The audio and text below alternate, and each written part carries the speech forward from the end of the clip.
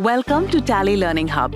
In this session, you will learn how to record payments and receipts in Tally Prime. This is similar to how we recorded purchases and sales in our previous session.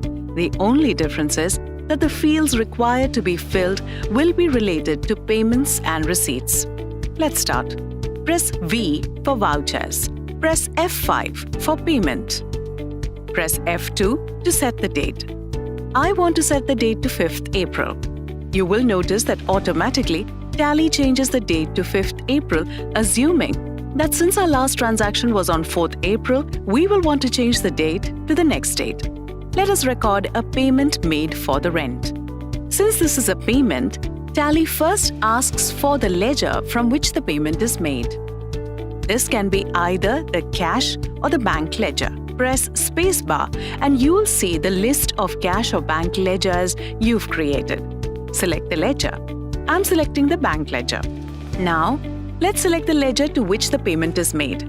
Press spacebar to see the list of ledgers and select the ledger. I'll select the rent ledger. Enter the amount.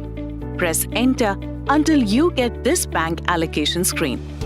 Here, you can enter the method by which you're making the payment. Check, transfer, or others. Depending on the method of payment, you can enter the check number or UTR number if required.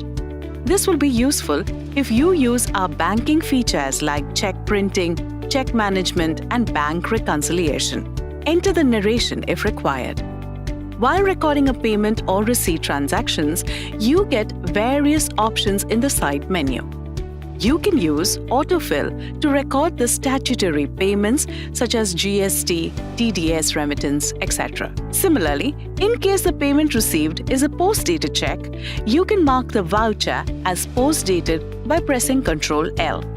Accept the voucher. Let us now record a receipt voucher. Press F6 for receipt. Since this is a receipt, Tally first asks for the ledger in which money is received. This can be either the cash or bank ledger. I'm selecting the bank ledger. Now, select the ledger from which the money is being received. It can be your customer's ledger or income ledger. For me, it's interest, so I'll select the interest ledger. Enter the amount. Select the method by which the money is received and the instrument details. Enter the narration if required. Accept the voucher. Similarly, you can record all your business transactions in Tally Prime. There's no need to get confused by which ledger to debit or credit. Just select the type of transaction and enter the details required. Your debits and credits are taken care of while your accounts and reports are updated instantly.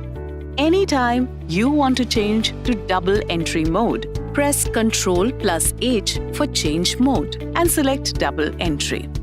Using this, you can easily toggle between single entry to double entry and vice versa.